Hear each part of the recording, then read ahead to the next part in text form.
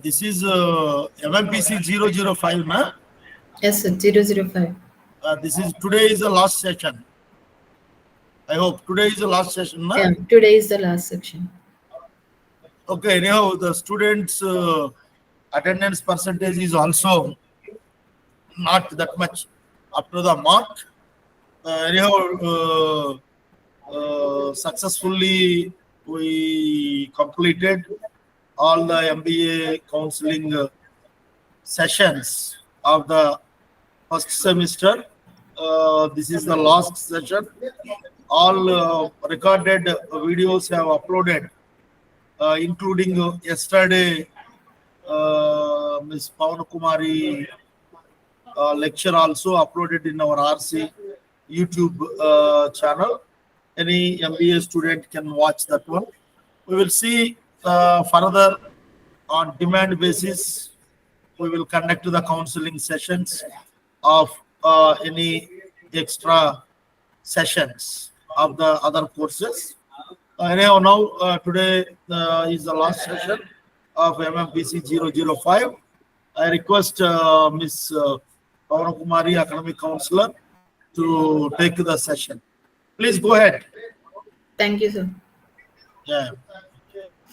Good evening, everyone. Today is the last section for quantitative analysis. Let me share the screen first.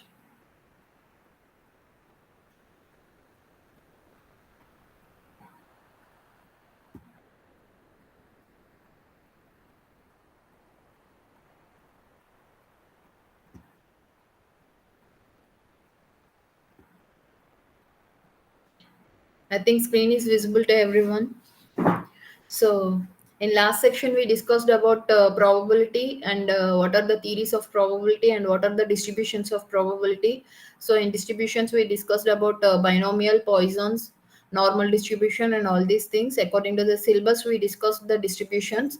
And now in today's section, we will discuss about sampling, testing of hypothesis, what is the procedure for hypothesis, and chi-square test, correlation and regression. Okay. So today first we will start the section with types of sampling. Before discussing about types of sampling, first I want to tell you what is sampling, because in first section we discussed about what is sampling and what is sensex. I will remind that particular thing again. Okay, so sampling is nothing but it is a part or subsection of the population. Population means each and every individual or each and every item which you want to study. But sampling means you are selecting some of the items from that particular population. That means you are not considering the whole population or whole items. You are considering some part of that particular items. That is called sampling. Suppose if you want to conduct your study by using sampling methods, so here these are the different types of sampling methods for collecting a sample from the population. So types of samplings. So basically we have two types of samplings. One is probability sampling and second one is non-probability sampling. Some probability sampling means here each and every item in that particular population has the equal chances of involving in this particular sample. Okay, so that type of sample method is called probability sampling. That means each and every item has the equal probability. Okay, and non-probability sampling means here according to our convenience, that means according to the research convenience or according to our will or according to our experience expertise, we will collect the sample from the population. So here each and every item doesn't possess the equal probability of involving in this particular study. Okay, so that these are the two types. So again in probability sampling, that means each item has the equal probability. So in that particular method, we have four types of methods for collecting the sample from the population. So first one is simple random sampling, second one is systematic sampling, and third one is stratified sampling, and fourth one is cluster sampling. Coming to first one, simple random sampling. Here in simple random sampling, we are collecting the items from the population randomly.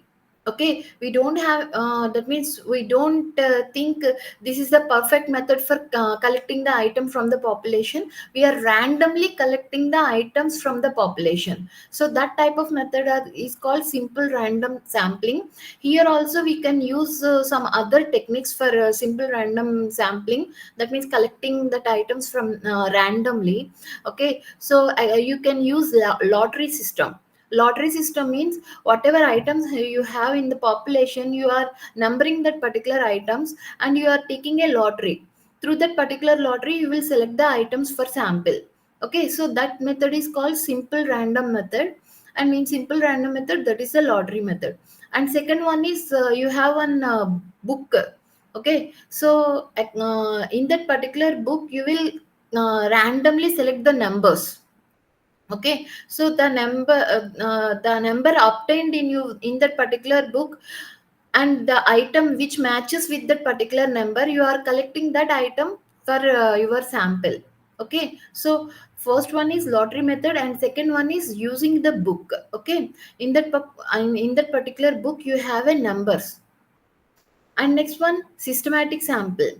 Okay, in systematic sample we are using one method that is called systematically. That means we are selecting that particular item systematically. For this particular thing you are using one formula, n by n, small n by capital N. Suppose you have a population of 1000 items. In that 1000 items you want a sample of 100. Okay, so here small n is 100 because your sample size is 100. So small n is 100 and capital N is population. So 1000. So 100 by 1000, that means 1 by 10. So here you are selecting every 1 by 10th item from the particular population. Okay, so that is called systematic sampling. That means suppose if you are numbering each and every item from the seventh number onwards, you want to select every 1 by 10th item. So that means 7, 17, 27, 37, 47, like that every next 1 by 10th item will be included in this particular sample. Suppose if you want to select randomly one number, that means fifth number, then fifth 5, 15, 25, 35, like that every 1 by 10th number will be involved in this particular sample. So that type of method is called systematic sampling. Okay, for this you are using n by n formula. And next one is stratified sampling. So stratified sampling means you are that means you are framing a stratas. Strata is nothing but you are grouping according to the similarities. Okay, according to the features or according to a particular similarity, you are framing a particular group.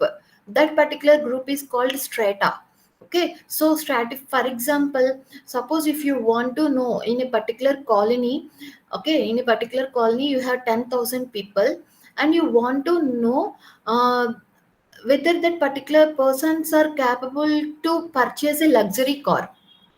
Okay, so you want to survey on that particular colony. So the colony population is 10,000. Okay, so here you are considering the similarities, or you want to group a particular population based on their incomes. Okay, because if they are earning more, then only they are capable to purchase that particular luxury car, right? So that's why for framing that particular groups or framing that particular strata, you are taking the similarity as income. So higher level income, that means suppose the people who are earning above 1 lakh rupees.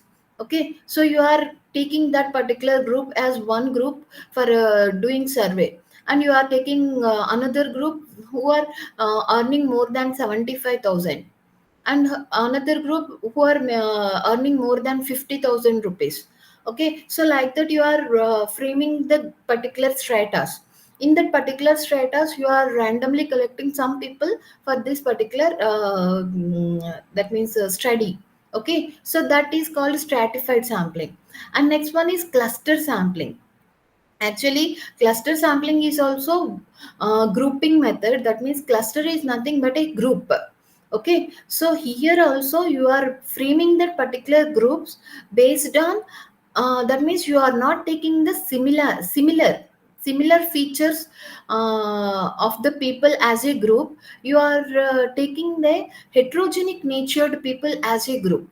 That means in stratified sampling we discussed as income is the basis for grouping the people. Okay, so but that means in this particular cluster sampling you are not taking the similar people as a group. You are taking the people who has uh, dissimilar, that means there is no common similarities in that particular people. That is the difference between stratified sampling and cluster sampling. That means suppose if you want to know the people who are taking daily newspapers. Okay, you want to survey on that particular newspaper. Okay, you are again you are taking a particular area. Okay, so in that particular area you are just randomly selecting the people. You are not asking that particular people has to be a common characteristic like income levels or gender, or that particular person must have an education qualification. You are not taking any similarities for that particular group. You are just taking a group of people and you are randomly collecting the people from that particular group for framing that particular sample. That is cluster sampling. Okay, but these are the probability samplings: simple random sampling, systematic sampling, stratified sampling, and cluster sampling.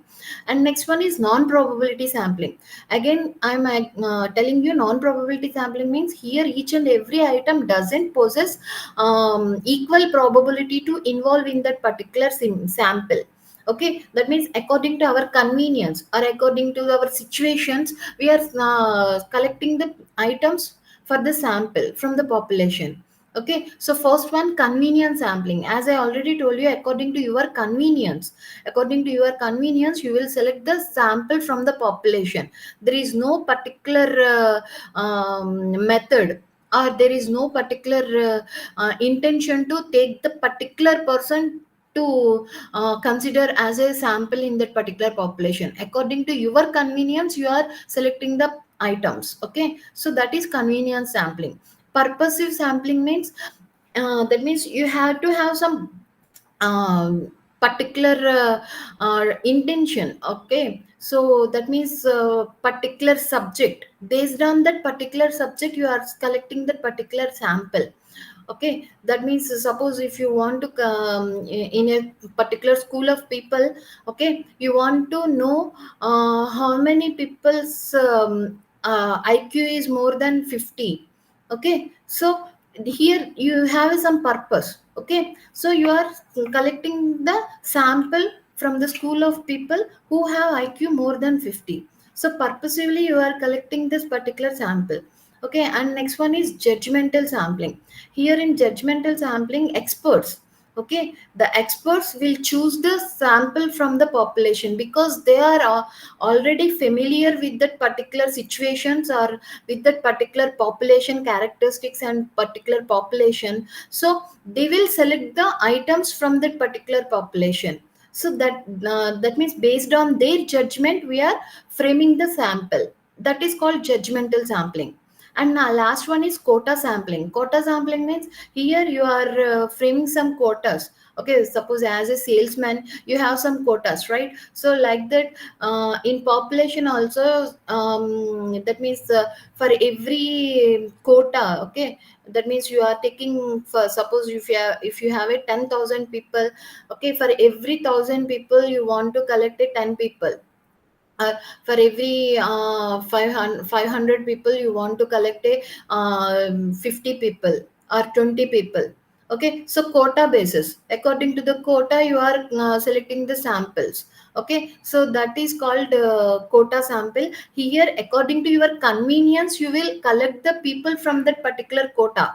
Okay, so there is no particular system to select that particular people from that particular quota. Okay, so that is called quota sampling. Okay, quota sampling, you are mixing the convenience sampling also. According to your convenience you are selecting that particular people from that particular quota. Okay, these are the different types of samplings. And last one, next one is sample size. Suppose if you want to know how many people you want to select. Suppose if you have a thousand items in a population, okay, from that particular 1,000 people, how many people you want to select as a sample? Okay, that is called sample size. Because if you have a less sample size, then also you have a advantages and disadvantages. If you have a high that means high number of items in that particular sample, then also you have advantages and disadvantages. That's why you have to select the optimum number of sample size. Okay, how so that you can make the balance. So first, for sample size, first you have to consider the variability. So variability here mainly depends upon the size. Okay, that means if you take a smaller size of people, then you can't compare these particular characteristics with the population characteristics. Variability will be very high. Okay, suppose in 1,000 number of people, suppose you are considering only 2 3 members, and according to their characteristics you can't generalize their characteristics to the 1,000 number of people, right? So that means variation is very high. So this particular variation you have to consider while selecting the sample size. Okay, and next one is confidence in the inference made.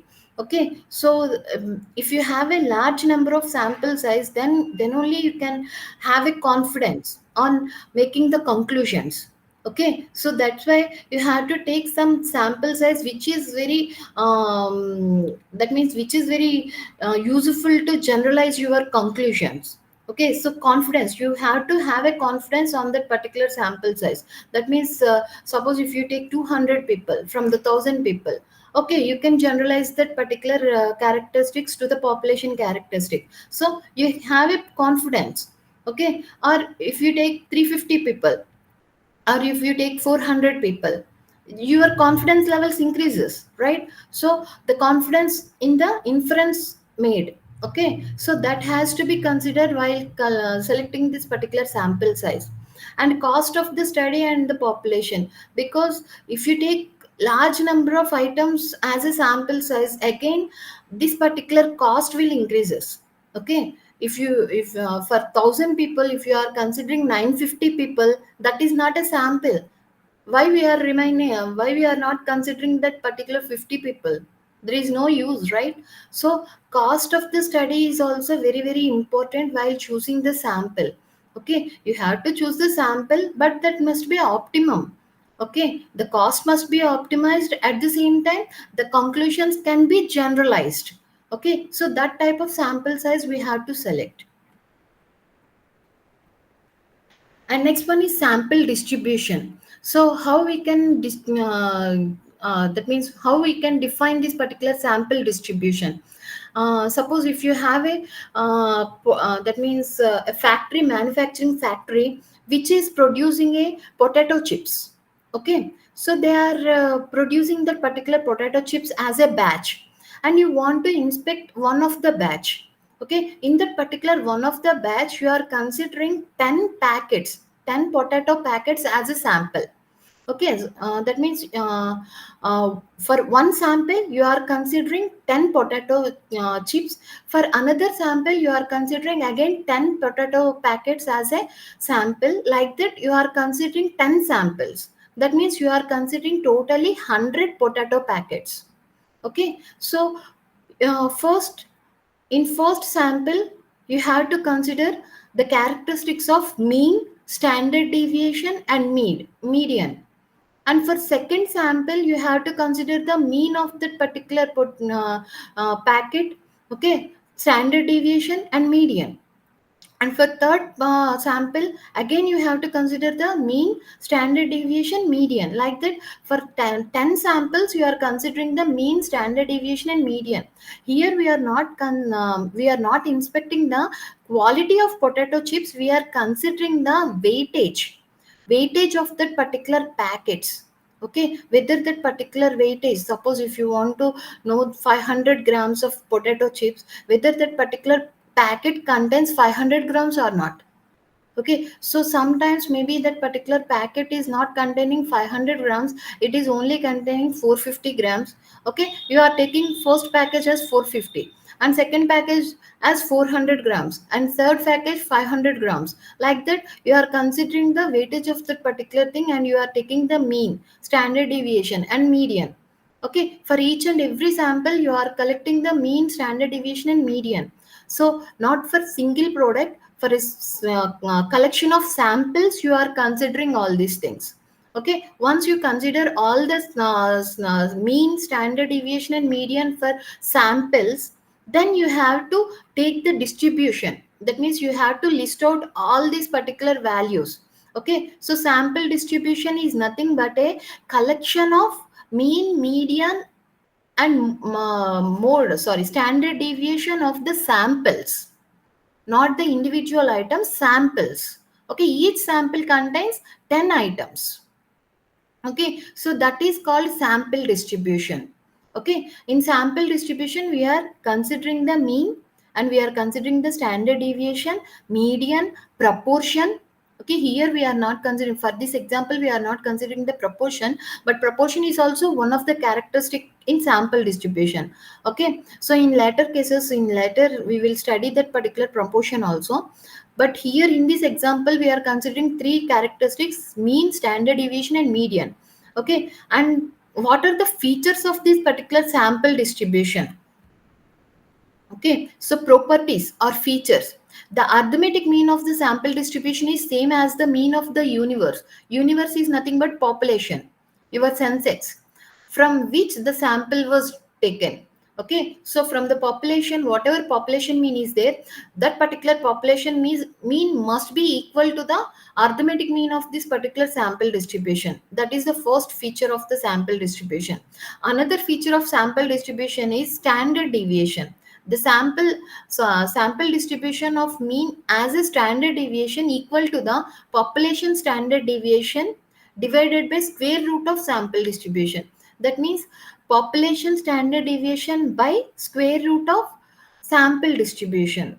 Okay, so that is the standard deviation of the sample distribution and population distribution. So these type of characteristics must be possessed by the sample distribution.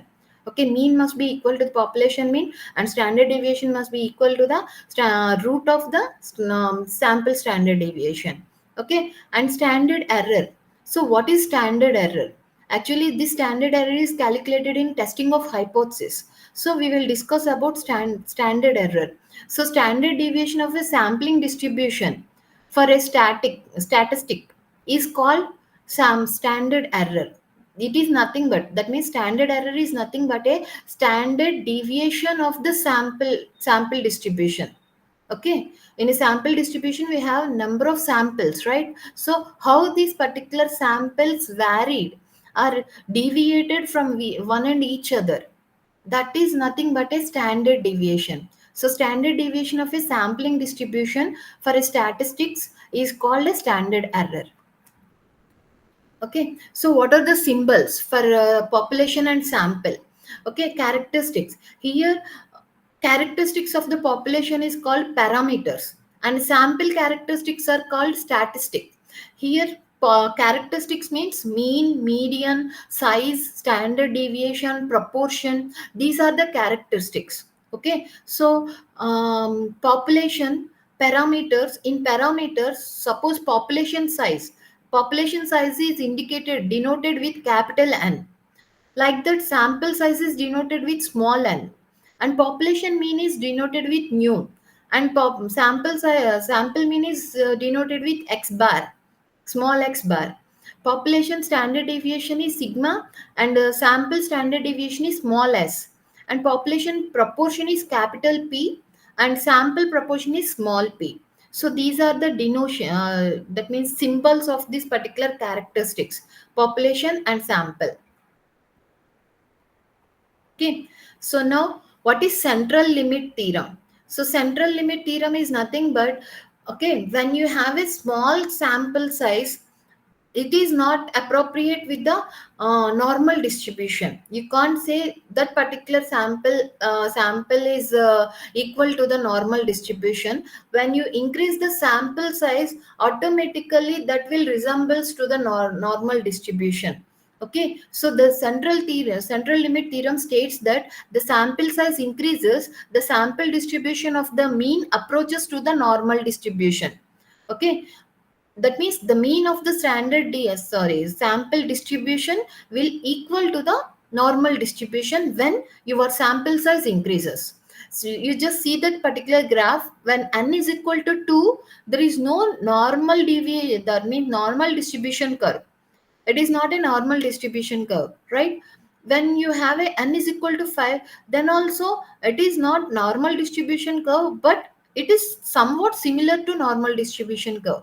But when n is equal to 30, then you can see this particular normal distribution curve. Okay, so like, that's why when you have a sample size increases, automatically the mean of the standard deviation will reaches to the normal distribution. Okay, so that's why we have to consider when sample size, that means you have to consider for sample as more than 30. That is preferable sample size. Okay, if you consider less than 30, then you can't use this particular assumption as this particular sample size is similar to normal distribution, or you can assume that particular population characteristics are also normal distribution. Okay, you can't make that particular assumptions when that particular sample size is less than 30. Okay, so next one, estimation. So estimations are nothing but this is the technique. Why we are using this particular technique means the population parameters. That means the characteristics of the particular population must be estimated from the sample study, right? So whatever sample we are taking from the population, why we are taking that particular sample and why we are analyzing the characteristics of that particular sample, because we want to generalize these particular characters as a population characteristics. Okay, that's why we are conducting the study on sample, right? So we are estimating that this particular sample characteristics must be possessed by the population characteristics, right? So that is called estimation. Okay, so here estimation is nothing but this particular theorem or technique mainly used by the population parameters as estimated from the sample study. So estimation of parameters is absolutely essential whenever the sample study has been conducted. Okay, so here we have two types of estimations. One is point estimation and second one is interval estimation. So what is point estimation? Actually, point estimation is nothing but a single value of that particular sample. Okay, sample characteristics are called statistic, right? The single value of a static, maybe that is the sample mean or sample deviation or sample proportion, maybe any characteristic, any static is a single value which has to be resemble the population parameter. Okay, so that type of estimation is called point estimation. Okay, an estimation by the single value of statistic used to approximate the parameter of an unknown population is called as point estimation or estimation of the parameter. Okay, so you just see that particular figure. Okay, so in that particular figure, parameter means characteristics of that particular population, we don't know, right? Unknown. And you are considering the sample from that particular population, and that particular sample size of that particular sample x1 to xn, x1 x2 xn. Okay, so size is n. So from that particular sample, you are considering the estimation. That means you are estimation. Okay, that estimation, when you are considering single value theta of f of x1, x2, x3, x5, xn. Okay, you are considering a single value theta, then it is called point estimation. So point estimators for population parameters is mu, pi and sigma square. Okay. So mu, pi, sigma square are, okay, population parameters are mu, okay, pi and sigma square. Point estimators. Point estimators means single value which is resembling the population parameters. Okay, so point estimators may be that means sample characteristics. So sample characteristics means x bar, sample size, small s bar, median, p, small p, proportion, sample proportion, s square, small s square, sample standard deviation. Okay, so what are the formulas for point estimation? Suppose if you consider a mean of the sample to estimate the population parameter nu, okay, x bar is equal to sigma I is equal to 1 to n x by n. So that is the formula for average x s bar. Median, if you are considering the sample median to resemble the population parameter, to estimate the population parameter, the middle value of the sample. Okay, so you are considering the middle value of the sample as the median. And next pi. Okay, so population parameter pi denotes the sample parameter small p, that means proportion. So for knowing the proportion, you have the formula p is equal to x by n, where n is number of successes in n trials. In n trials, how many successes are there? Okay, so n trials and x is the success rate. And sigma square is x square, small s square, that means standard deviation square. So s square is equal to sigma I is equal to 1 to n x minus xi minus x bar whole square by n minus 1. So these are the formulas for calculating the point estimators and which can estimate the population parameters. Okay, and next one is interval estimation. So interval estimation means you are estimating the population parameters with a interval of, that means with the um, that means we are considering not a single value, we are considering the interval. Okay, in that interval this particular population parameters will lie. Okay, so that type of estimation is called interval estimation. Here we are not considering single value, we are considering an interval for estimating the population parameters from the sample. Okay, so again you just see this particular figure. Okay, so population parameter t theta. So you want to know the theta value, parameter value. Okay, for that you are collecting the sample from the population, the size is n.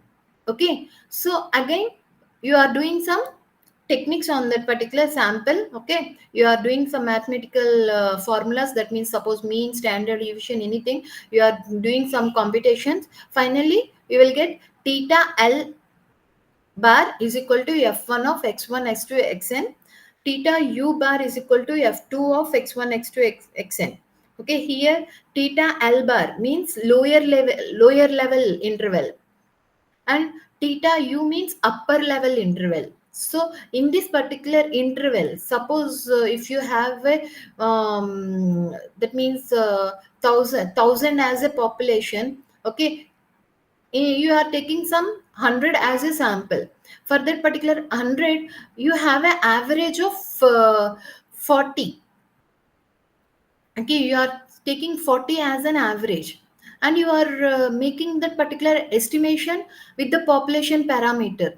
Okay, so that is called point estimation, because you are considering only 40. Okay, so single value, with this particular single value you are estimating the population parameter, that is point. But here point estimation, but here we are considering the limits. So lower limit and upper limit, that means you are taking 40 to 50. Okay, so here 40 is the theta l and 50 is the theta u. That means in the class interval, this particular interval, this particular population parameters will lie. Okay, so that type of estimation is called interval estimations. Okay, now we will discuss about hypothesis. Okay, so what is hypothesis and how we have to calculate all these things? So mainly we have two types of normal distributions in hypothesis testing. One is two tail test and second one is one tail test. So commonly in every examination they are mostly asking two-tail tests. Okay, so two-tail test means the rejection area will lie on both sides. Okay, if you see that particular diagram, the highlighted area is called rejection area. So rejection here, what we are rejecting? The null hypothesis. We are rejecting the null hypothesis. And the remaining area is called acceptance of the null hypothesis. Here in testing of hypothesis, mainly it depends on the null hypothesis, rejection or acceptance of the null hypothesis.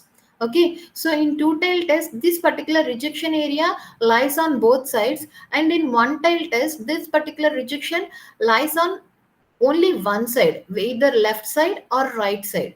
That is called one-tail test. Okay, so what is null hypothesis and what is alternative hypothesis? Actually, null hypothesis means, here we already discussed about estimations, right? The from the sample statistic we are estimating that population parameters, right? So here in null hypothesis we are saying that there is no difference in the particular sample statistics and population parameters. Okay, whatever we are considering, that estimation is 100% true. Okay, there is no difference. That is called null hypothesis. So alternative hypothesis means the opposite of that particular null hypothesis, there is a difference. Okay, so we are considering there is a difference, we are going with that particular thing. So there is a difference between this particular that means whatever we are assuming. So that is called alternative hypothesis. Okay, so here once you set the null hypothesis and alternative hypothesis and conduct the statistical survey and the statistical methods, then we will get two types of errors in testing of hypothesis. What are the particular two types of errors? Type 1 error and type 2 errors. So what are the particular type 1 error and type 2 error? Suppose H, that means null hypothesis. You have to consider null hypothesis. You just concentrate on null hypothesis H naught. Actually, null hypothesis is denoted with H naught and alternative hypothesis is denoted with H1. Okay, you just concentrate on H naught. Okay, so first side and upper top side, acceptance of H naught and rejection of H naught. And right side we have a column of H naught true or H naught is false. Okay, state of population, that is H naught is true, H naught is false. Suppose if H naught is true and you are accepting the null hypothesis, there is no error. Suppose H naught is true and you are rejecting that null hypothesis, even though the null hypothesis is true and you are rejecting that particular null hypothesis, that is called type 1 error. Okay, and type 2 error means H naught is false. That means the null hypothesis is false.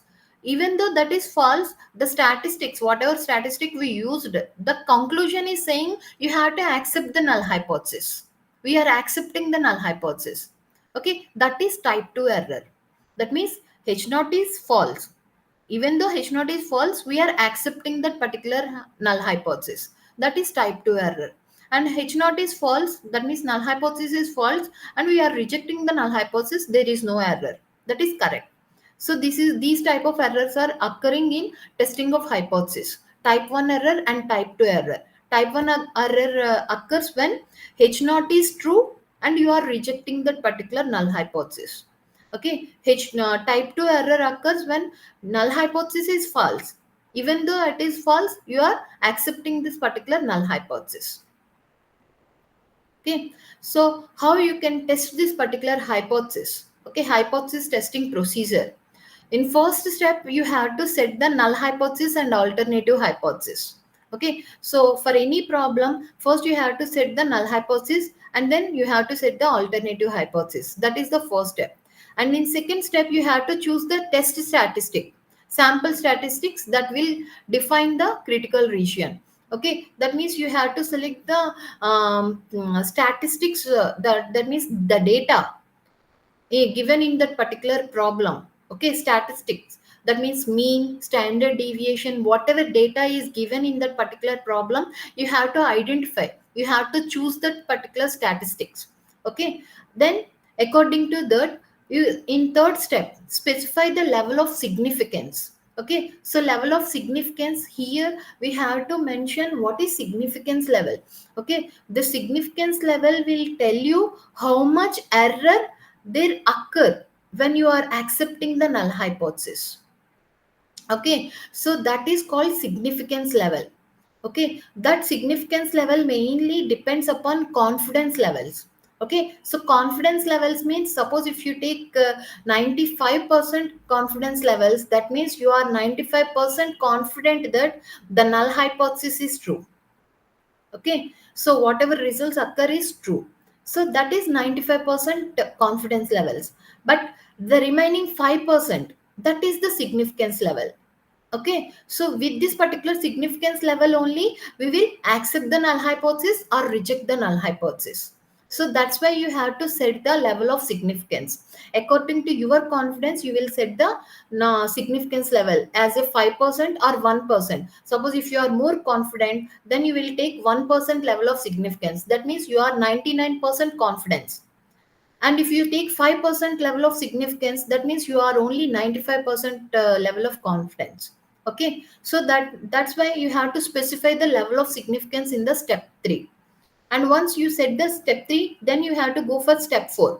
Okay, define the critical region in terms of the test statistics. Here we are doing the that means calculations. Okay, whatever formula is applied for that particular test, we will use that particular formula and we will do the calculations. Okay, in step 4 we are doing the calculations. And step 5, you have to compare the observed value.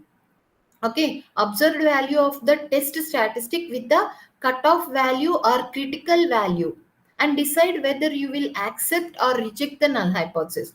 Because from fourth step, whatever value you will get, that value is observed value or calculated value.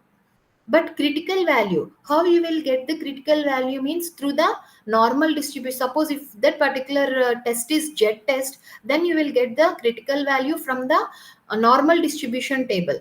Suppose that particular test belongs to t test, student test, then you have to get the critical value from t table. Okay, suppose if it is a chi square test, then you will get the critical value from chi square table. Okay, from the table we will get the critical value, and you have to compare this particular critical value with the calculated value. Okay, so suppose if that particular calculated value is less than the critical value, then you will accept the null hypothesis.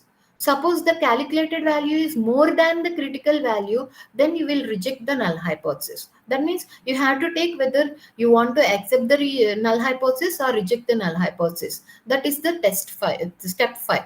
So based on these particular steps, we will do the hypothesis testing. Okay, so this is the normal distribution curve. Okay, that means z test. Suppose if you are using z test for testing of hypothesis, okay, that to two-tail test. You are taking the two-tail test at 5% level of significance. Okay, and null hypothesis will be for two-tail test, mu is equal to mu naught. And alternative hypothesis will be mu is not equal to mu naught. If you consider that type of hypothesis, then it is a two-tail test. Okay, in two-tail test, the rejection area is on both sides. Both sides means 5% means 0.5. Okay, sorry, 0.05. Okay, so 5% means 0.05 by 2 is equal to 0.025. Okay, so 0.5 minus 0.025 is equal to 0.475. Okay, the acceptance region is 0.475 and the rejection region is 0.025, because 5% level of significance must be divided into two parts, because the rejection region is lies in two sides. That's why you are dividing that particular value by 2. Okay, suppose two-tail test for 1% level of significance. Okay, for 1% level of significance, 0.01 by 2.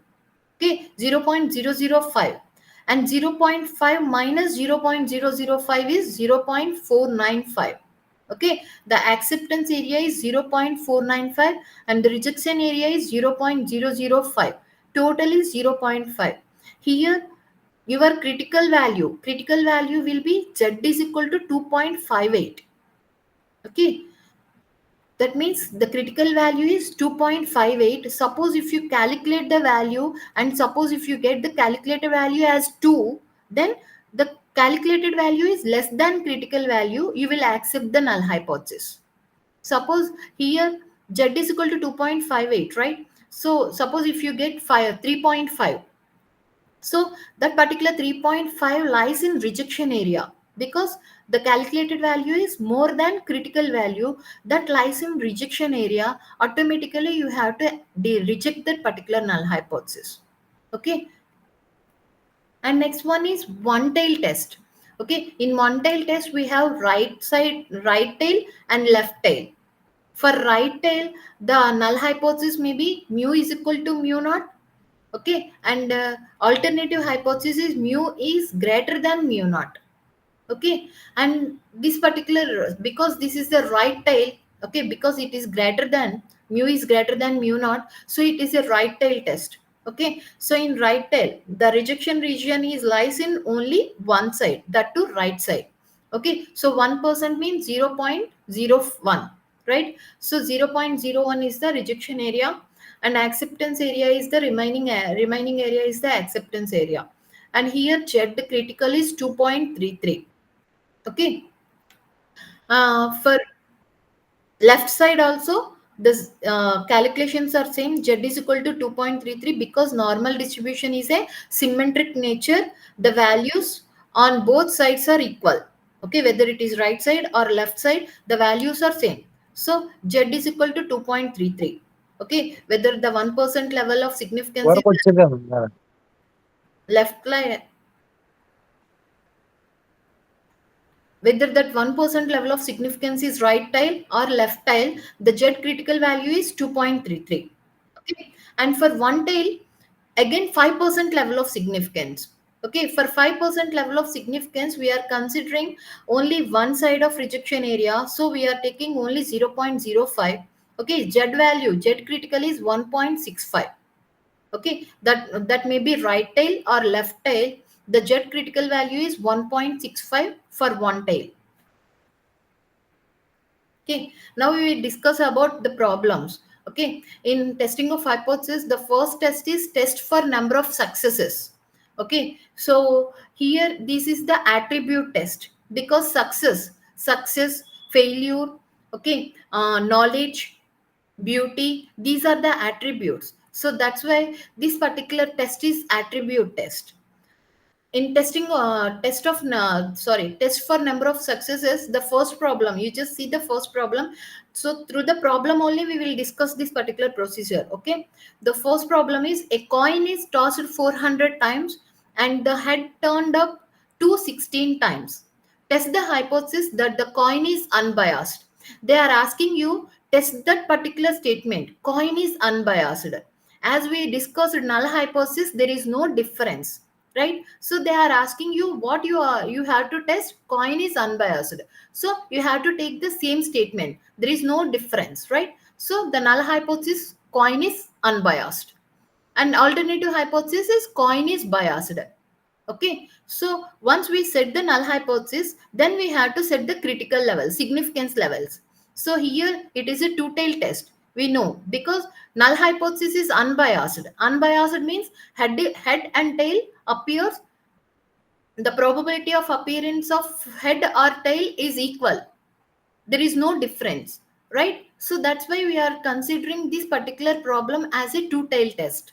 Okay, so two-tail test at level of 5%. Suppose if they mention take 1% level of significance or take 5% level of significance, then you consider that particular level of significance. Otherwise you consider 5% level of significance, because 5% level of significance is common significance for each every testing of hypothesis. Okay, if they mention in that particular problem, then consider 1% level of significance, otherwise you consider 5% level of significance. Okay, because it is a two-tail test, we are considering 5% level of significance, so the rejection area lies on both sides. right? So the Z critical is 1.96. You just remember these particular values because these are the standard values. Okay, so for two-tail test, 5% level of significance, Z critical value is 1.96.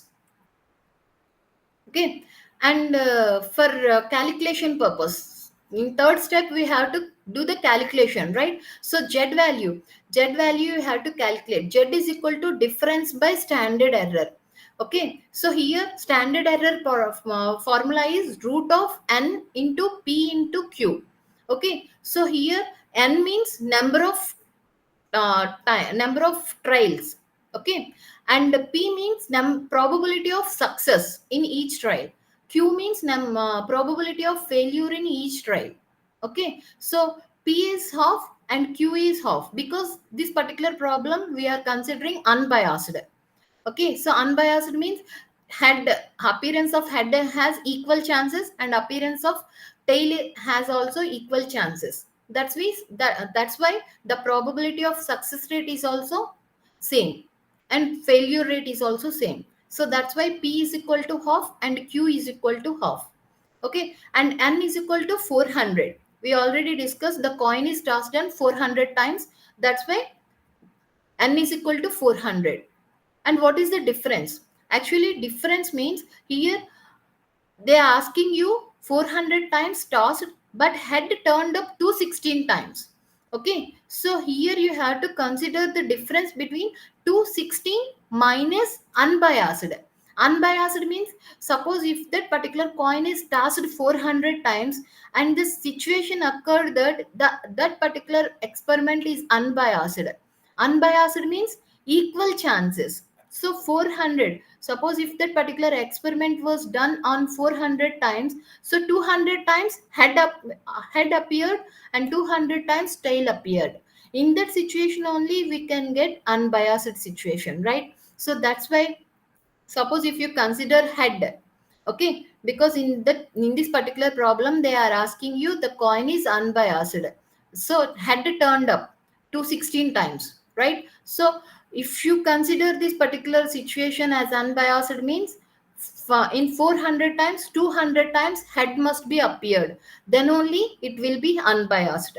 So that's why you are taking the difference of 216 minus 200 by root over npq. 400 into half is equal to 1.6. So the critical value is 1.96 and this particular calculated is 1.6.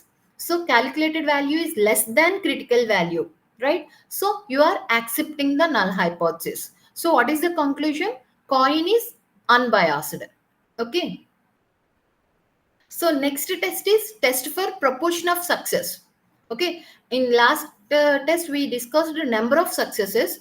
In this we are considering the proportion of success. Okay, in proportion of success the standard error formula is root over p q by n. Okay, so you just consider this particular problem. A wholesaler in Apple claims that only 4% of the apples supplied by him are defective. A random sample of 600 apples contain 36 defective apples.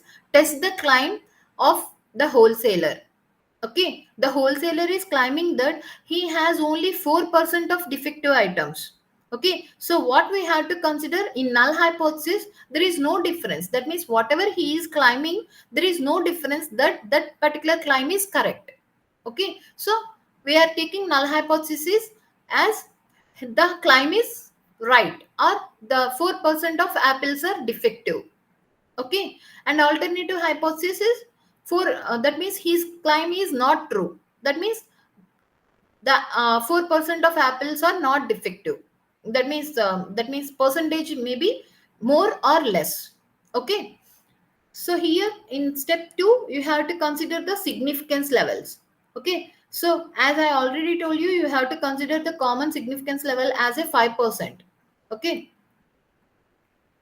and the standard error is equal to root over pq by n. So p is equal to success, right? So they are asking you from the sample of 600 apples 36 apples are defective. Okay, so P is equal to 36 by 600. So 0.06. Q is equal to 1 minus P. That means 1 minus 0.06, that is 0.94. So N is equal to 600. You just apply that particular values on formula root over PQ by N. So standard error is 0.00969. Okay, and in fourth step you have to do the computations. So that's why difference by Z is equal to, Z value is equal to difference by standard error. So here difference means, because we already got 6%, P is equal to 6. That means defective items. Defective items are 6. That means 36 by 600 means 6%, 0.06. But they are claiming that, the wholesaler claiming that only 4% apples are defective. So 4% means 0.04. So you have to take the difference of that particular two values, 0.06 minus 0.04 by standard error is equal to 2.063. Okay, so this is the calculated value. And what is the critical value? Critical value is 1.96. It is from step 2. Okay, so the calculated value is more than critical value, because critical value is 1.96 and calculated value is 2.063. So the calculated value is greater than critical value. You are rejecting the null hypothesis. That means the wholesaler claim is not true. And text, another test is test for difference between proportions. Okay, so here you are considering two proportions. Okay, so in last test we are considering only one proportion. Here we are considering two proportions, p1 and p2, n1 and n2. That means you are considering two samples from the population. Okay, so here, what is the formula for standard error? Standard error is equal to P1 minus P2. That means, is there any difference between that particular proportion of samples which are drawn from the same population? Okay, or different populations, you have to test that particular thing. Okay, if two samples are drawn from the different populations, our interest is to find out whether that particular difference between the proportion of success is significant or not. Okay, so that's why standard error, you are making the difference between that particular sample proportions. P1 means proportion of sample 1 and P2 is proportion of sample 2 is equal to root over PQ into 1 by N1 plus 1 by N2. Okay, so here you have to consider the formula for P also, because we know P means proportion. Okay, P1 is proportion of a sample 1. P2 is proportion of sample 2. But what is P? P is pooled estimation of actual proportion. Okay, so for calculating P also, you have a formula. P is equal to N1 into P1 plus N2 into P2 by N1 plus N2. Okay, so Z value, how you will find the Z value? Z value is equal to mod P1 minus P2. That means difference, P1 minus P2 by standard error. So this is the problem. Before an increase in excise duty on tea, 400 people out of a sample of 500 persons were found to be tea drinkers. After an increase in the duty, 400 persons were known to be tea drinkers in the sample of 600 people.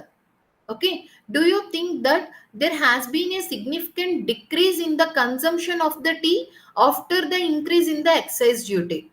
That means they are saying that before excise duty increase, okay, so the tea drinkers from the 500 sample of people, 400 people are tea drinkers.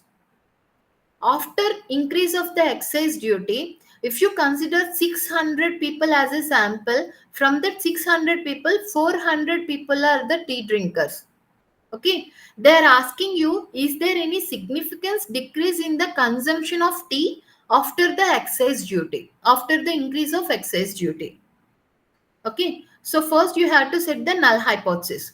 There is no significance decrease in the consumption of after increase in the excise duty, because we are always saying null hypothesis means there is no difference. Okay, so you are considering there is no significance decrease in the consumption of after increase of the excise duty. And alternative hypothesis, there is a significant decrease in the consumption of tea after increase in the excise duty. Okay, and in step 2 you are considering the significance levels, 5% level of significance levels, and this is a two-tail test. Okay, the critical value is 1.96. And next one, so in third step, you are considering jet test, because this particular problem belongs to attributes test and normal distribution. That's why you are considering the jet test, and these are proportion to the two samples which are drawn from the different populations. That's why you are considering number of success of proportions. Okay, so in step 4, you are considering the formulas for P1 and P2. You are getting the values. Okay, as we already discussed P1. Okay, the formula for P1 is P1 for formula for P is N1 P1 plus N2 P2 by N1 plus N2. Okay, here P1 means in the formula, sorry, in the problem, from first sample. Okay, 400 people out of the sample of 500 persons were found to be tea drinkers. So the proportion is 400 by 500. Okay, so P1 is equal to 400 by 500, that is 0.8. Next, P2. P2 means after increase of the excise duty, 400 persons were known to be tea drinkers of the sample of 600. So 400 by 600, that is P2. Okay, 0.67. So N1 is 500, N2 is 600. Okay, now you calculate P value. P value means N1 P1 plus N2 P2 by N1 plus N2. Okay, so we have that particular values P1 or N1 and N2 P2. So you just substitute that particular values on the formula. You will get the answer 0.73.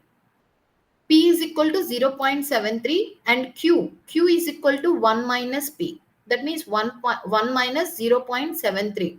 That means 0.27. Okay, now we have P value and Q value. Now calculate the standard error. For standard error, formula is root over PQ into 1 by N1 plus 1 by N2.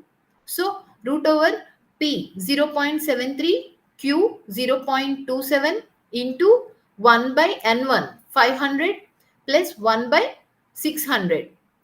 Okay, if you calculate this particular thing, then you will get the value of 0.028. And now you have to calculate the Z value, Z calculated value. Z is equal to difference P1 minus P2 by standard error. So P1 means 0.8 minus P2 0.67 by standard error 0.028. You will get 4.64. That means calculated value is 4.64 and the critical value is 1.96. Okay, so the calculated value is greater than critical value. You are rejecting the null hypothesis. Okay, so rejecting the null hypothesis means your conclusion is acceptance of alternative hypothesis. That means there is a significant decrease in the consumption of tea after increase of the excise duty. So that is our conclusion. And now we have to consider the t-test. Okay, so when we can use this particular t-test, t-test is also called a student distribution. Okay, suppose if your sample size is less than 30, okay, less than 30, in that particular situation, as we already discussed, estimation is very very difficult. When your sample size is less than 30, you can't assume that that particular normal distribution, that means that particular population is normally distributed. Okay, so if you can't assume that particular statement, then you can't use the jet test, normal distribution test. Okay, for that particular reason we are using this particular t test, student distribution test. Okay, so to student distribution test is only meant for the sample size which is less than 30, because you can't assume the population as a normally distributed in this particular sample size. Okay, so student t distribution. So t distribution is used when the sample size is less than 30 and the population standard deviation is unknown. Okay, your population standard deviation is unknown. And T, for formula for T distribution is x bar minus mu by S into root over n. So here small s means standard deviation of sample. Okay, so S is equal to root over sigma x minus x bar whole square by n minus 1.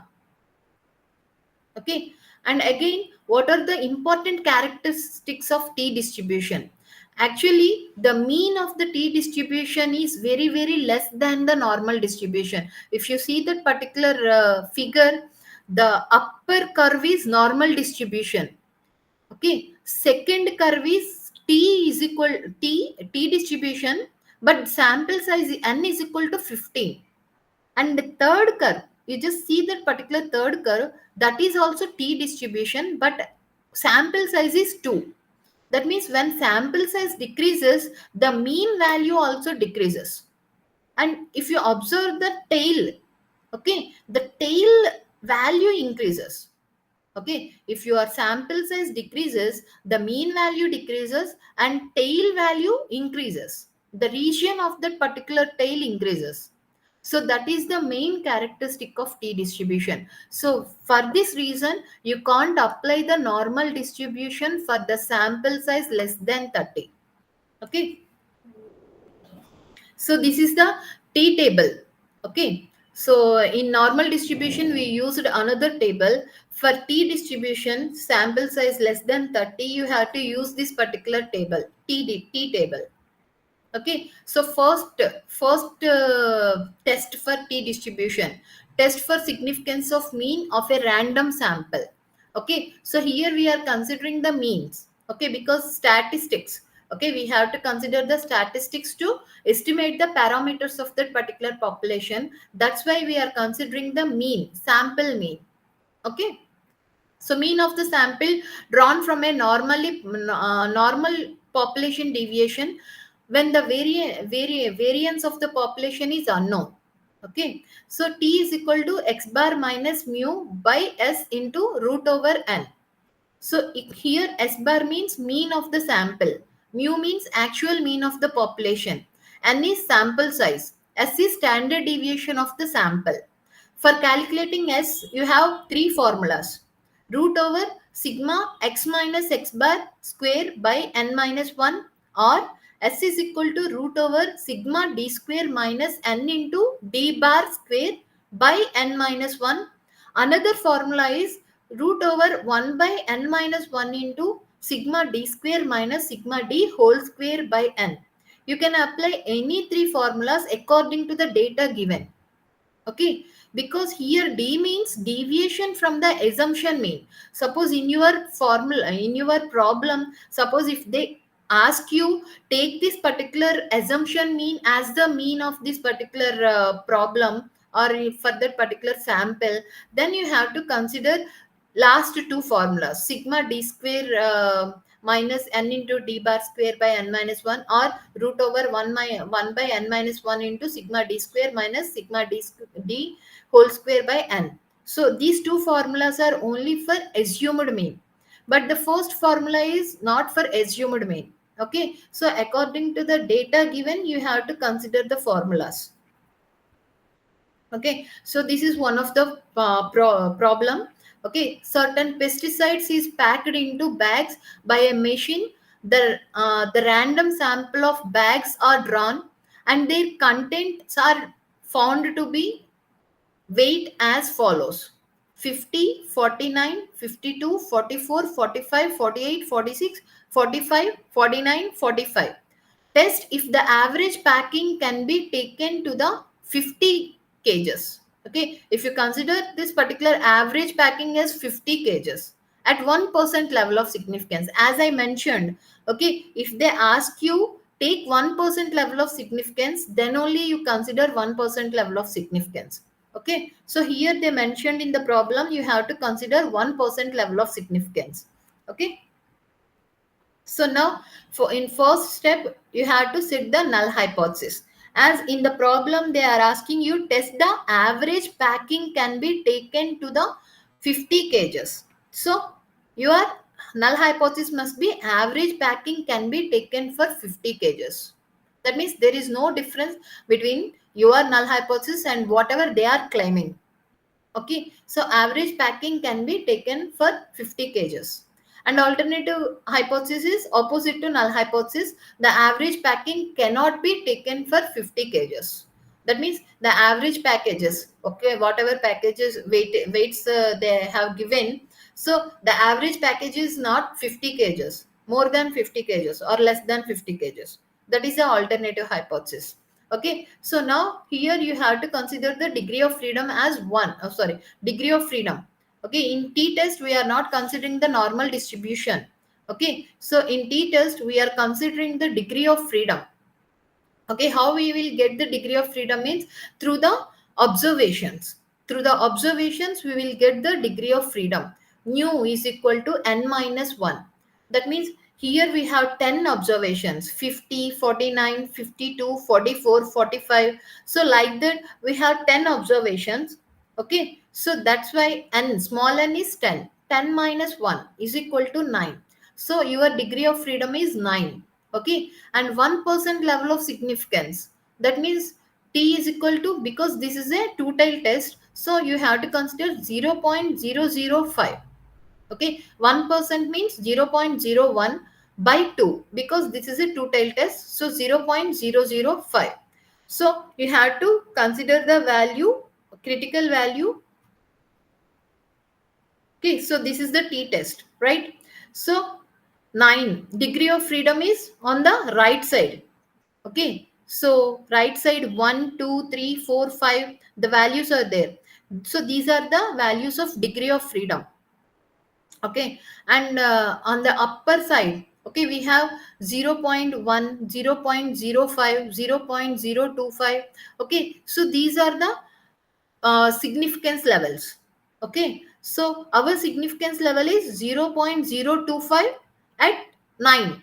Okay, so 9 and 0.025, so 2.228, that is the correspondence value, 2.228. Okay, sorry, 0.25, it's not 1% level of significance, so you have to consider 0.005, not 0.25.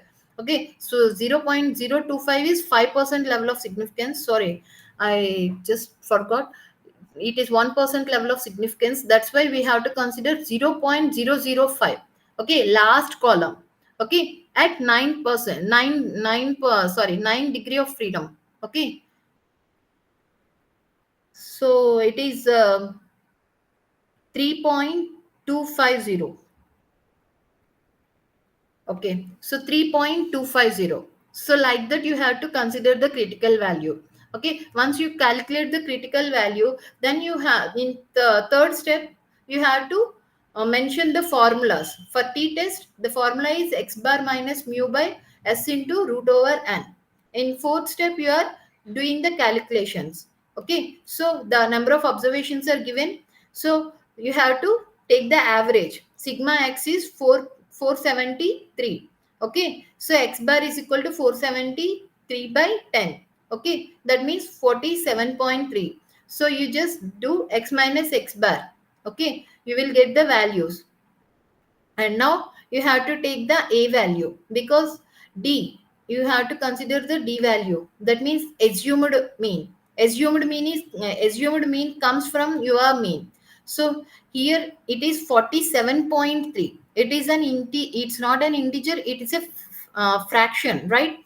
So the mean is 47.3. That's why you have to consider the assumed mean.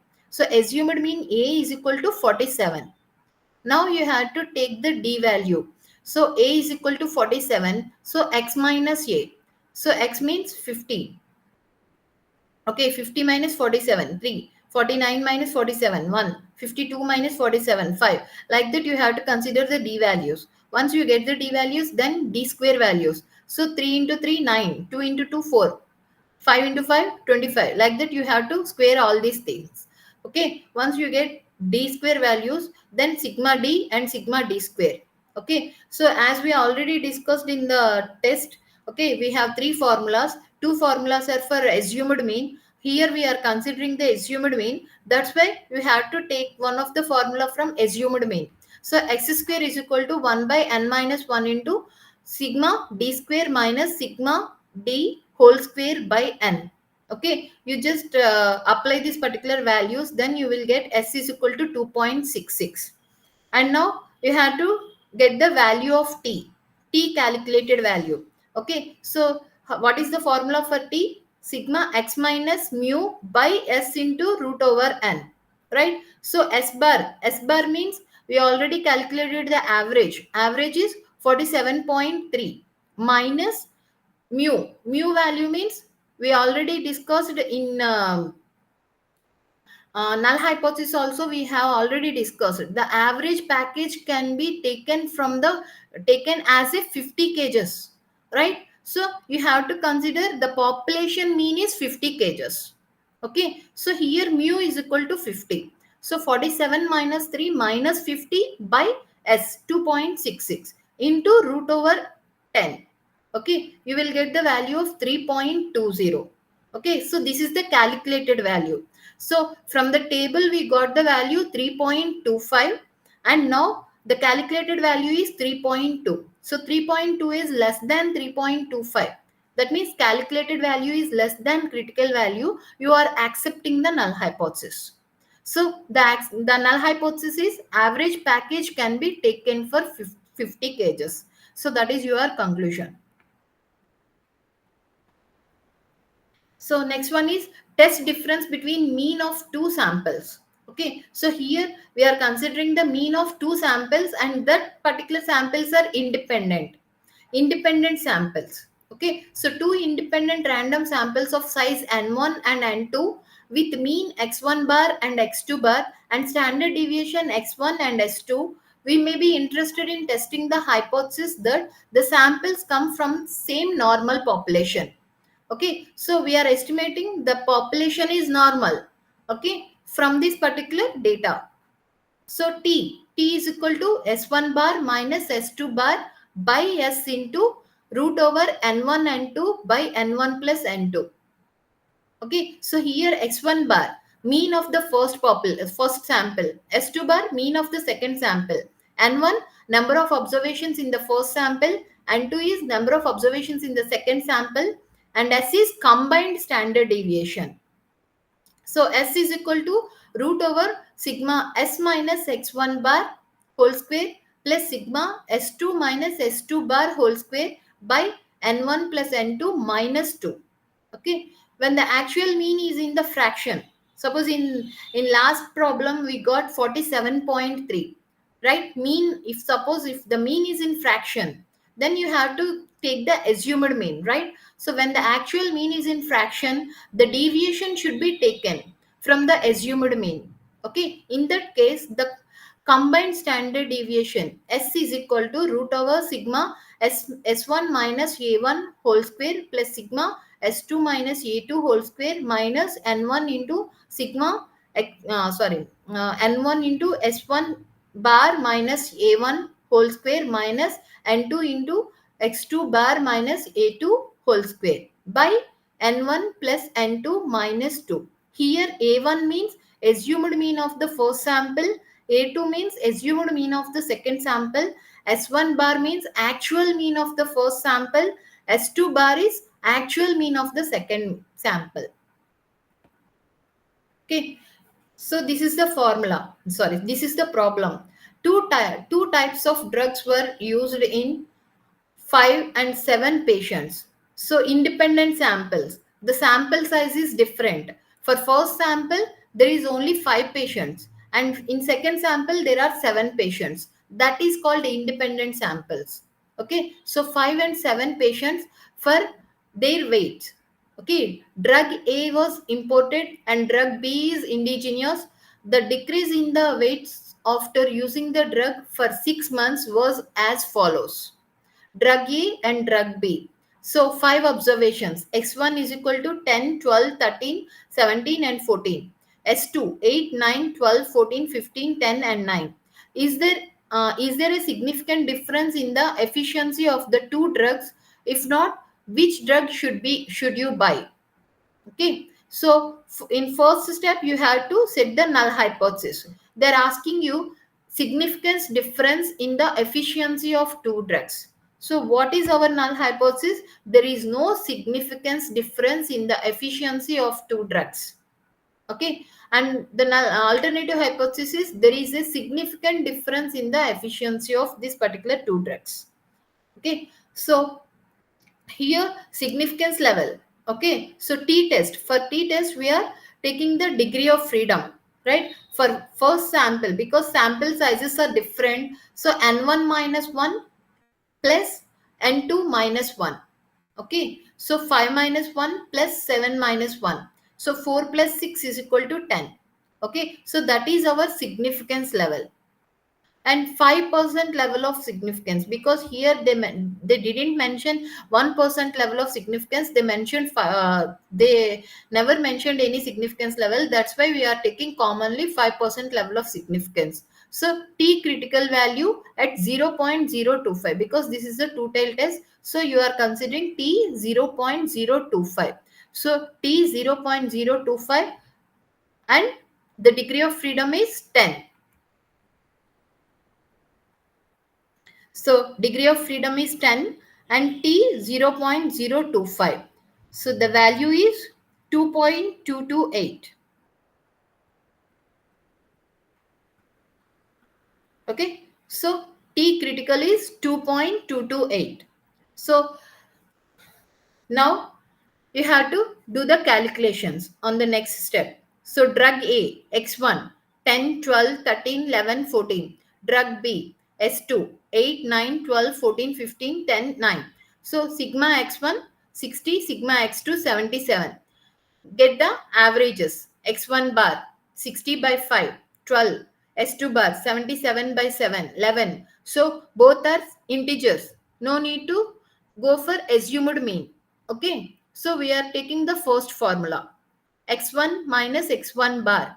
So in X1 minus X1 bar means X1 bar is 12. S means 10. 10 minus 12 minus 2. 12 minus 12 0.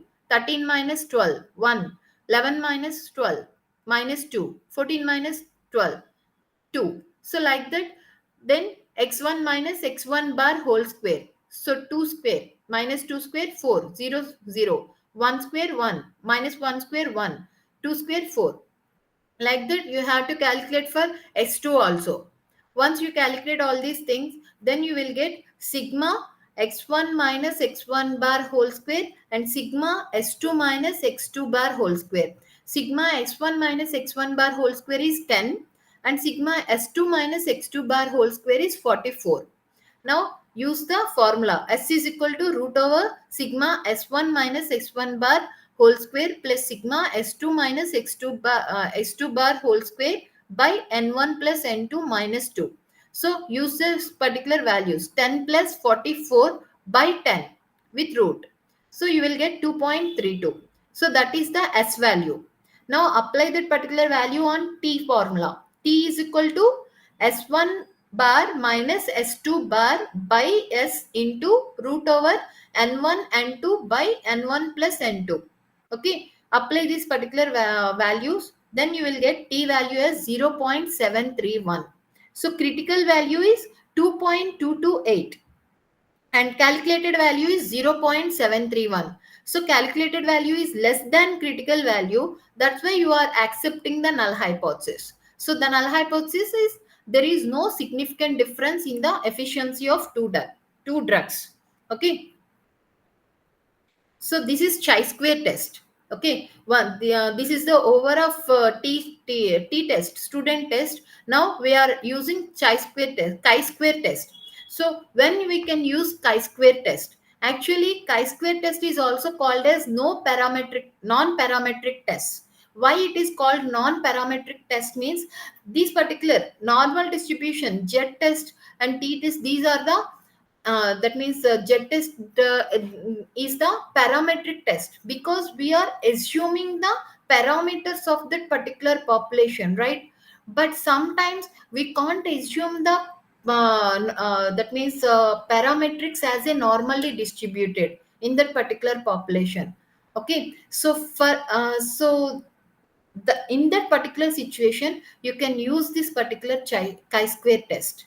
Okay, that's why it is called non-parametric test. That means that particular sample distribution, whatever sample distribution is there, with that particular sample distribution, if you can't assume that the parameters of that particular population is normally distributed, then you can use this non-parametric test, because assumption is fails in this particular situation.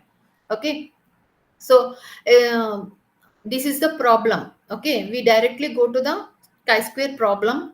Okay, a certain type of surgical operations call be performed either with a local or a general anesthesia, for which the results are as follows. Okay, type of anesthesia: alive or dead, local or general. So type of anesthesia are local, general, and patient is alive or dead. Okay, so it is given, the data is given.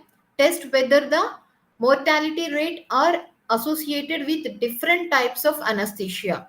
Okay, so they are asking you to test the mortality rates are associated with this particular anesthesia or not. Okay, so null hypothesis: there is no association between the mortality rate and the different types of anesthesias. And alternative hypothesis: there is an association between mortality rate and different types of anesthesias. Okay, and now second step, you have to go for significance level. Here we don't have significance level because this is not a normal distribution test.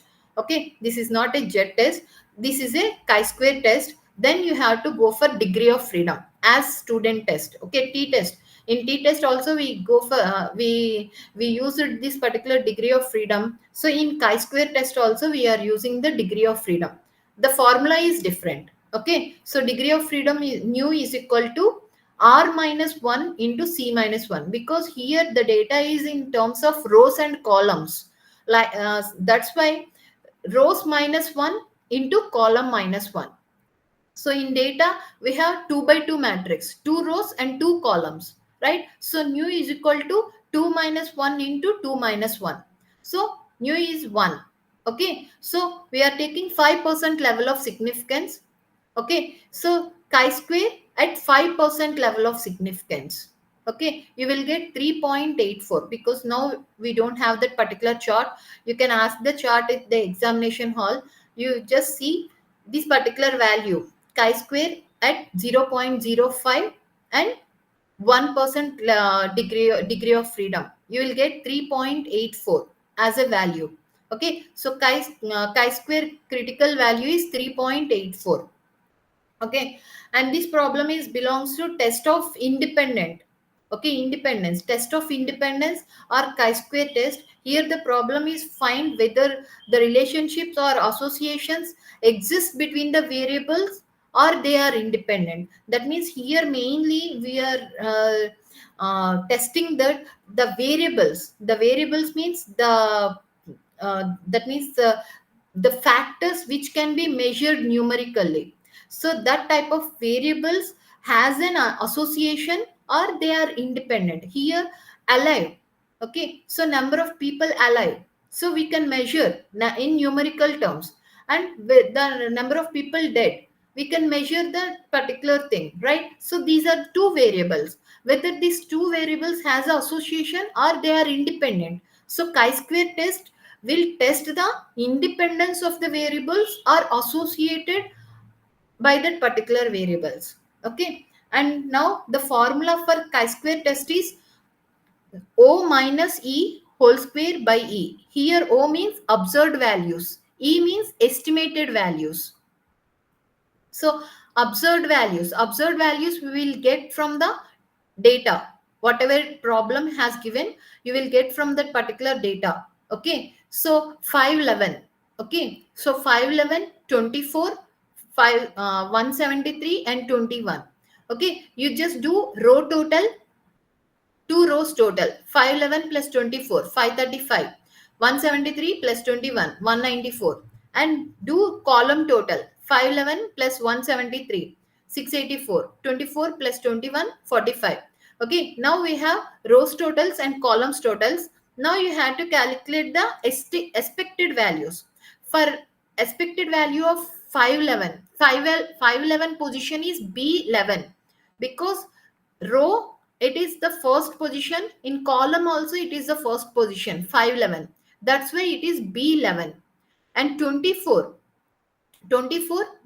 row it is the first position, first row, and in column it is the second. That's why B is 112. Okay, beta 1 2, like that. Okay, so here B11 511, for 511 how you will get the expected value. Okay, so for 511 the corresponding row total is 535 and column total 684. So 684 into 535 by total. So total means column total and row total. Maybe in chi-square test the column total and row total is same. 535 plus 194, rows total is 729, columns 684 in plus 45, that is also 729. So in chi-square test the total observations 729. Okay, so that is the common. So 684 into 535 by 729, that value is the expected value for 511. For 24, for 24 B12, so the row total is 535 and column total is 45. So 535 into 45 by total 729. For 173 again row total is 194 and column total is 684. So 684 into 194 by 729. So you are doing the expected value for each and every value. Okay, once you get that, you just do that particular table. Okay, so observed values, O is observed values. So observed values is 511, 173, 24 and 21. That means the data is given in the problem.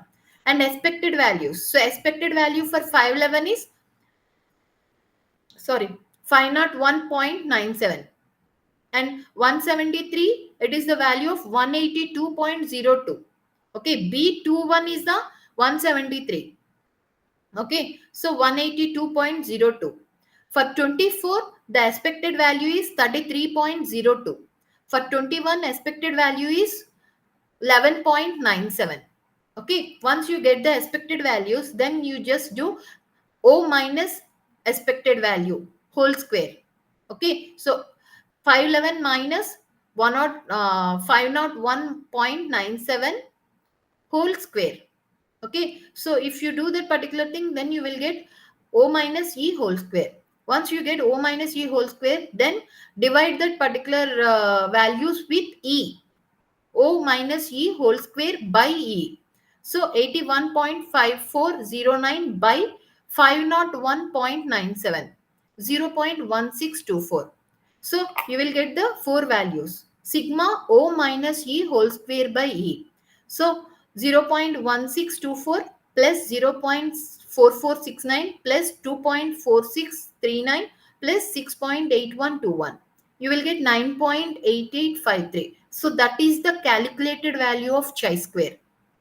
So calculated value of chi-square for this particular problem is 9.8853.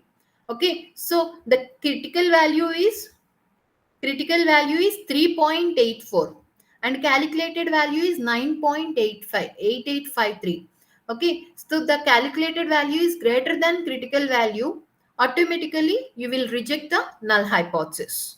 Okay, so that means you are rejecting the null hypothesis means you are accepting the alternative hypothesis. So alternative hypothesis, there is an association between the mortality rate and the different types of anesthesias. Another type of chi-square test. Okay, in chi-square test that type of problem is in rows and columns. Now this type of problem is in series. Okay, in series also we have to calculate chi-square in sometimes. So this is the example for that type of problems. Okay, so 200 digits are chosen at random from a set of tables. The frequency of the digits are as follows. Okay, that means from a set of tables the people chosen 200 digits. Okay, randomly they chosen the 200 digits.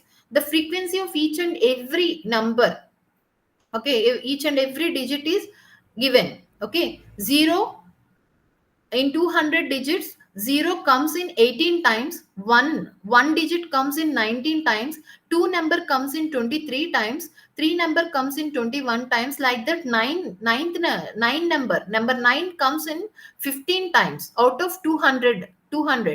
Okay, so use chi-square test to assess the correctness of the hypothesis is that the digits were distributed in equal number. Okay, that means the digits, whatever digit 0 to 9, these particular digits distributed in equal number in that particular randomness. Okay, so you have to test that particular thing which they were chosen. Okay, so the null hypothesis, digits were distributed in equal number, and alternative hypothesis, digits were not distributed in equal number. Okay, now we have 200 digits and 10 observations. 0 to 9, there are 10 observations. So your mean value 200 by 10 is equal to 20. So 20 is the frequency. Okay, so now you have to calculate this particular thing. Okay, so observed values are already given. 0 comes in 18 times, 1 comes in 19 times, 2 comes in 23 times, like that. These particular below values 18, 19, 23, 21, 16, 25. So these are the observed values, O's. And E is already we calculated, that means 200 by 10 average. It is the expected value 20. So you are taking 20 for each and every observation.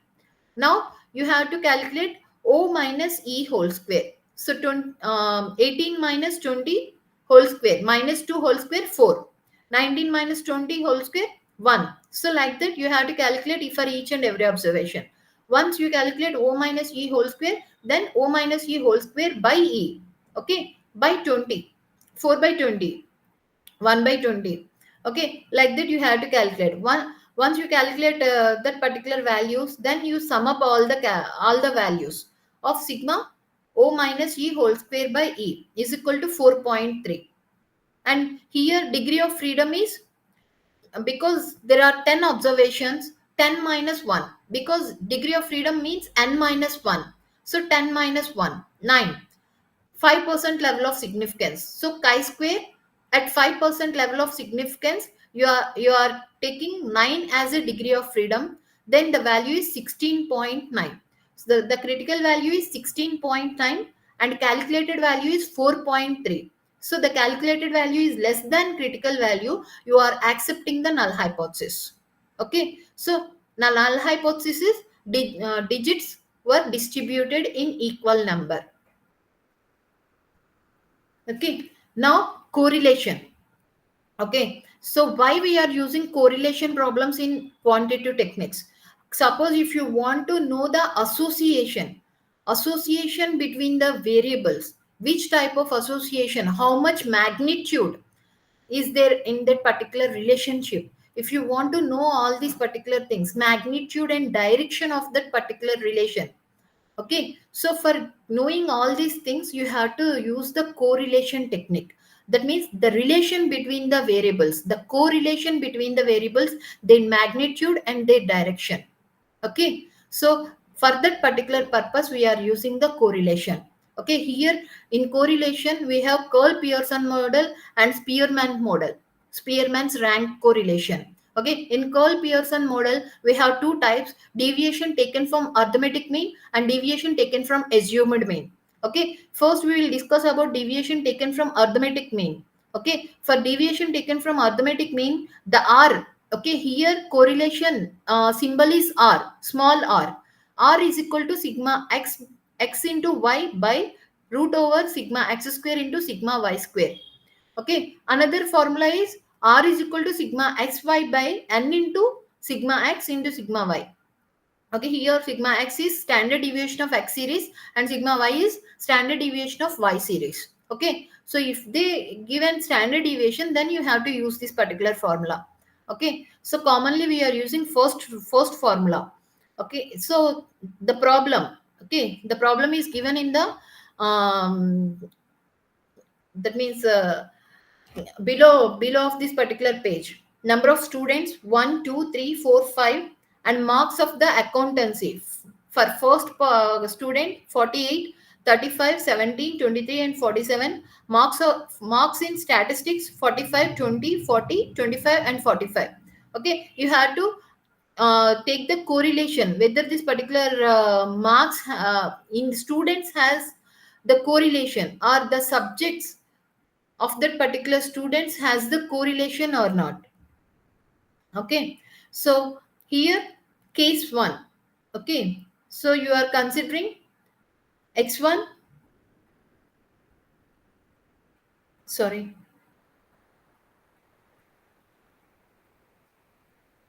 Okay, so here you are taking values of this particular x1. Okay, actually here the problem is different, and here the solution is different. But if you take that particular solution, okay, so you just take 48, 35, 17, 23, and 47. In x1 place you just consider that particular values and take sigma x1. Okay, so sum of all the values, and then s minus x1, it is small s1. That means s1 bar means average. Okay, so you just sum up all the values and take the average means, suppose here we have 5 observations. Okay, total of that particular values by 5, you will get s1, s1 bar. Then you just do s1 minus s1 bar, that is small s1.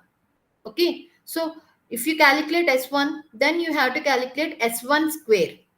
Okay, and next you have to do the same procedure for s2. S2 means here statistics values 45, 20, 40, 25, 45. Okay, you just sum up all the values and get the average. Okay, so that is s2 bar. Once you get the average, then do s2 minus s2 bar, that is small s2, and small s2 square. Finally you have to do s1 into s2, that means small s1 into small s2. Okay, you will get the values. Okay, now r12, r value is equal to sigma s1 into s2 by sigma x1 square into sigma s2 square. So here sigma s1 s2 will be comes from last column s1 s2. So sigma s1 s2 means sum of all that particular values is sigma s1 s2. Okay, in this particular problem it is 43, and root over sigma s1 square into sigma s2 square. So small s1 square, sigma small s1 square is 32, and small s2 square is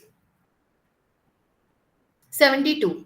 So 32 into 72. So 43 by 48. That is plus 0.896. That means there is a positive correlation exists between the variables with magnitude of 0.896. So that's why the correlation will tell you is that particular variables are associated or not. If they are associated, whether they are associated in which direction, positively or negatively. Here in this particular problem they are associated positively with the magnitude of 0.896. So that is called correlation. Okay, and deviation taken from this particular assumed mean. Okay, suppose if the mean is in fraction, then you are using the assumed mean. Okay, the formula is different but the procedure is same. So r is equal to capital N into sigma dx dy minus sigma dx into sigma dy by root over capital N into sigma ds square minus sigma dx whole square into root over n into sigma d square minus sigma dy whole square. Okay, so dx is deviation of x series from the assumed mean, that means s minus s bar, and dy means deviation of y series, so y observations from the assumed mean, y minus y bar. Sigma dx is sum of the deviations of x series from the assumed mean. Sigma dy sum of the deviations of y series from the assumed mean. Okay, and dx dy sum of the product of deviations of x and y. Okay, so this is the problem. Calculate the coefficients of correlation between x and y from the following data and calculate the probability error also. Assume 69 and 112 as the mean values. That means they have given a values, a1 and a2 values also. So 69 is the a1 and 112 is the a2 uh, for y and sorry x and y respectively, and they have given x series and y series also. X series means 78, 89, 99, 60, 59, like that. Y means 125, 137, 156, 112, all this. Okay, now you have to take the table x values 78, 89, 99, like that, each and every observation. Okay, once you have taken, then x minus a1.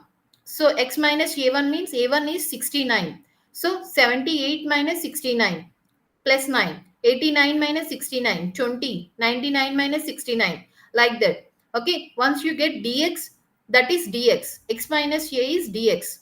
Then dx square. So plus 9 whole square, 81, 20 square, 400, 30 square, 900. And y series. Okay, y series is given in the table 125, 137, 156, 112, 107, 136, 123, and 109, 108. And the assumed mean given for the y series is 112. So y minus 112. Okay, that is dy. Okay, 125 minus 112 plus 13. 137 minus 112. 25, 156 minus 112, 44, 112 minus 112, 0, 107 minus 112, minus 5. Like that, you have to take the dy values. Then dy square. Then dx and dy. Okay, so you will get all these values and you have to sum up each and every column.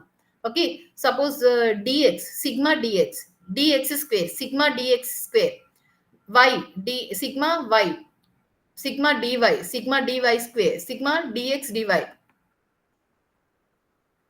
Now use the formula. R is equal to n into sigma dx dy minus sigma dx into sigma dy by root over n into sigma dx square minus sigma dx whole square and n root over n into sigma dy square minus sigma dy whole square.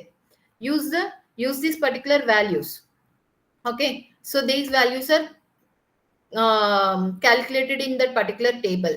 You just apply that particular values, you will get r is equal to plus 0.97. That means these particular x and y are associated in a positive direction with magnitude of 0.97.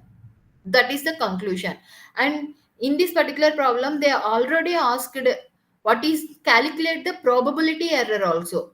Okay, so for probability error, pe of r is equal to, this is the formula, 0.6745 into 1 minus r square by root n.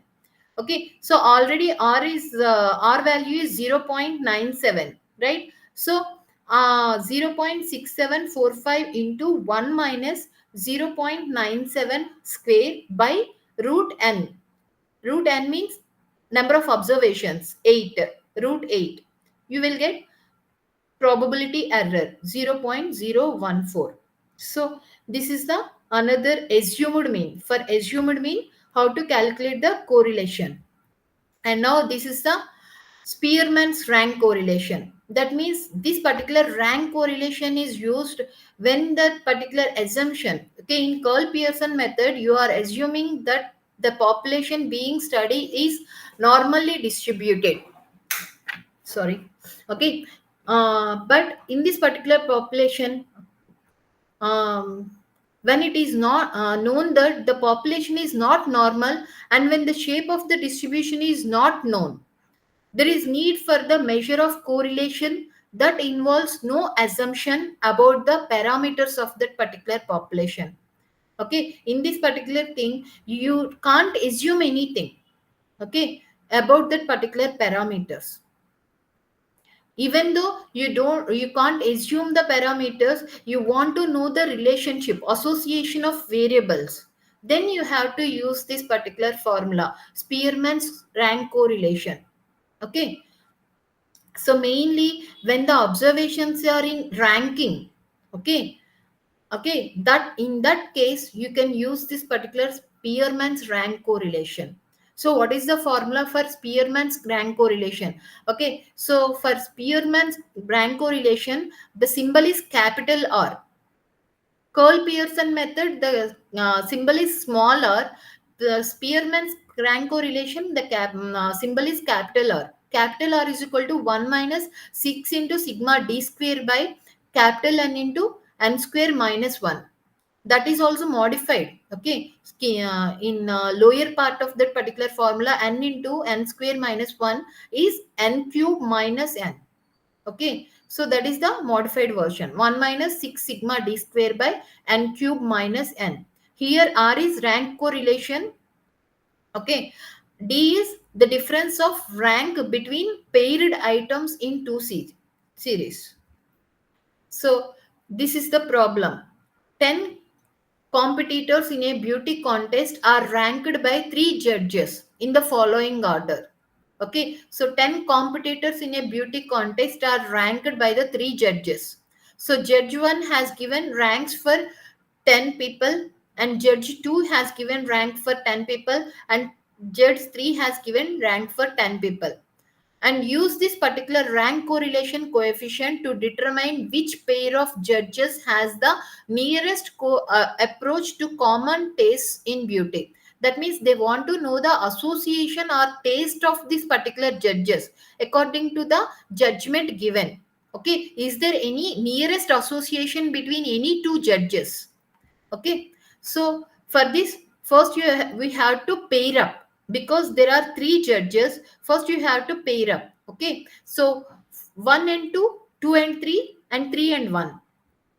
Okay, so first judge and second judge and third judge, and first judge and third judge. So you have 3 combinations. Okay, now you just take rank 1. That means R1 as first judge ranks, R2 as second judge's ranks, and R3 as third judge's ranks. Now you just take R1 minus R2 whole square. So 1 minus 3, so minus 2 whole square, 4. 6 minus 5, 1 square, 1. 5 minus 8, 3 square, 9. Like that, R1 minus R2 square. Next, R2 minus R3 square. Next, R1 minus R3 square. Okay, so these are the deviations. So sigma d squares. Okay, now you have to calculate the rank correlation for each and every pair. Okay, we have 3 pairs: R1, R2, R2, R3, and R3, R1. Right? So for each and every pair, you are calculating the Spearman's correlation. So for R1, 1, 2, first pair, 1, 2 pair. Okay, R1, 2, 1 minus 6 into 200. That means 6 into sigma d square. So here sigma d square is 200. R1 minus R2 whole square. That is sigma d square. So 6 into 200 by n cube minus n. Here n means number of observations. 10 observations. 10 competitors, 10 observations. That means 10 ranks. So 10 cube minus 10. So that means for that means the association, rank correlation between first judge and second judge is minus 0.212. That means there is negative association between these particular 2 judges with the magnitude of 0.212. For rank correlation between second and third judges. Okay, again you are doing the same procedure. That means 1 minus 6 into sigma d square, 214 by 10 cube minus 10. Again you get minus 0.297. That means the rank association between judge 2 and judge 3 is negative association, and with the magnitude of 0.297. And third and first judge. Okay, so 1 minus 6 sigma d square by n cube minus n. You will get plus 0.636. That means judge 1 and 3. Okay, judge 1 and 3 has a positive correlation with magnitude of 0.636. Okay, so that is your conclusion. Since the coefficient correlation is maximum between the judges of first and third judges, we conclude that there is a nearest approach of common correlation between the two judges' tastes. Okay, so next regression. Okay, so regression is also used, one of the method used for calculation of variance. Here we are considering the independent variables and dependent variables, and we are considering the straight line approaches. The formula, that means the formulas are straight line approaches. Okay, so suppose if regression equation for y on x, so regression equation on y on x is y is equal to a plus bx. Okay, that means here y is dependent variable and x is independent variable. Suppose if you change the x values, if you insert one as a x value, then you will get y one value. Suppose if you take x is equal to 2, you will get another y value. That means based on x values, the y value changes. That's why x is the independent variable and y is the dependent variable. And a is the insertion point and b is the slope. Okay, if you want to know the a and b values, because a and b are the numerical constants, once you know that particular values, automatically you will get the regression equation. Okay, so for regression equations, first you have to calculate the a and b values. For calculating a and b values, okay, suppose if you want to know that particular values, then for y on x, sigma y is equal to n into a plus b into sigma x. Sigma xy is equal to a into sigma x plus b into sigma x square y. Suppose if you want to know the regression equation of x on y, okay, x on y, then x is equal to a plus by. Here y is the independent variable and x is the dependent variable. Okay, and sigma x is equal to na plus b into sigma y. Sigma xy is equal to a into sigma y plus b into sigma y square. So this is the formula. Okay, for this particular formula you have to calculate the regression equations. So x is given, y is given in the series. Okay, so 6 2 10 4 8 9 11 5 8 7. Okay, you just take the x values and y values, then xy values, then x square values and y square values. Now sum up all these things: sigma xy, sigma x square, sigma y square. Regression equation of y on x. So y on x is equal to y is equal to a plus b x, right?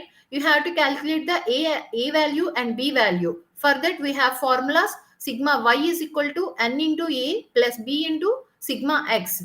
Like that, sigma xy is equal to a into sigma x plus b into sigma x square. So you just substitute these particular values on that particular equations. Then 40 is equal to 5a plus 30 into b. 214 is equal to 30a plus 220b.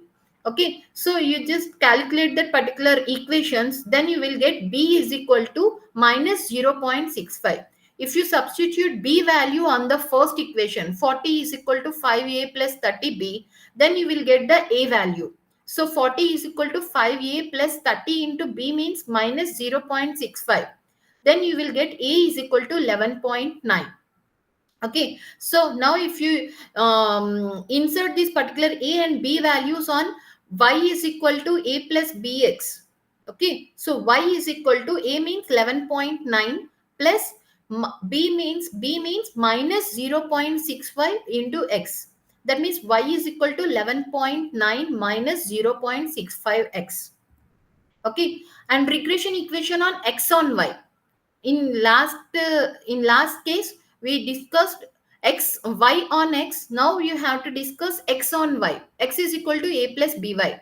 So for that, calculating a and b values, sigma x is equal to na plus sigma y into b, and sigma xy is equal to a into sigma y plus b into sigma y square. Substitute the values on that particular equations, then you will get the b value. B is equal to minus 1.3. And if you add that means insert this particular b value on the first equation, 30 is equal to 5a plus 40b, then you will get A value. A value is equal to 16.4. If you insert this particular A and B values on X is equal to A plus BY, then you will get the last regression equation. X is equal to 16.4 minus 1.3y. So for this particular problem, X is equal to 16.4 minus 1.y is one regression equation. Another is Y is equal to 11.9 minus 0.65. X is the second regression equation. Okay. So this is the end of this particular subject.